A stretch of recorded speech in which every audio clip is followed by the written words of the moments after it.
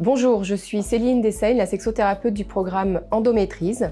Et avec Nadia Utermel, je m'occupe du pôle sexe-couple. Le symptôme rapporté le plus fréquent est la dyspareunie, c'est-à-dire les douleurs vaginales ressenties pendant les rapports sexuels. Mais toutes les facettes de la sexualité peuvent être altérées.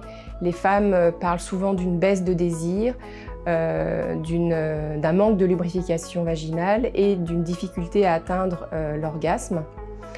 La sexualité peut être aussi altérée au sein du couple, voire chez le partenaire. Alors pour avoir envie de faire l'amour, il faut avoir pu un jour associer sexualité, bien-être et plaisir.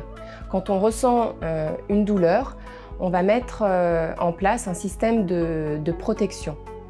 Donc au rapport sexuel suivant, une peur va s'installer, le corps va se contracter, la lubrification va moins bien se mettre en place, la douleur peut donc être augmentée et le désir va progressivement diminuer.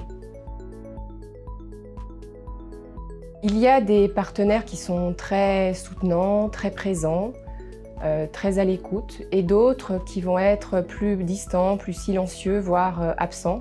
Alors la plupart du temps, c'est pas qu'ils sont indifférents, mais c'est qu'ils se sentent impuissants et qu'ils comprennent pas en fait ce qui se passe pour leur partenaire. Donc ce qui va être important aussi pour eux, ça va être de les écouter, de les aider à mieux comprendre le fonctionnement sexuel féminin et de travailler sur les éventuelles difficultés sexuelles qu'eux-mêmes rencontrent, à savoir troubles du désir, de l'érection ou de l'éjaculation. Ce qui est important aussi à dire, c'est qu'au sein du programme Endométrise, on est en train de travailler à les intégrer. La première étape importante, ça va être d'oser parler, d'oser dire le mal-être, la douleur, l'intime, qui sont des sujets encore tabous, de recueillir la parole des femmes, de les écouter. La deuxième étape, ça va être de les aider à retrouver leur puissance, c'est-à-dire de les aider à comprendre leur fonctionnement sexuel et l'intelligence de leurs ressentis et de leurs réactions.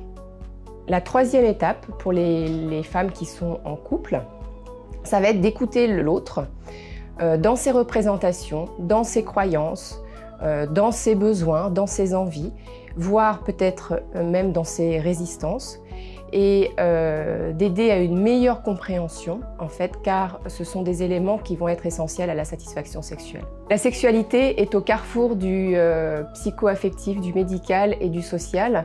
Une difficulté sexuelle peut générer des difficultés dans les autres domaines de notre vie, et une difficulté dans ces domaines tels le professionnel, le familial, le social ou le perso, peut aggraver une difficulté sexuelle. Donc la prise en charge doit être globale et intégrer la mise en place ou le retour d'un dialogue autour du corps, du couple et de l'intime.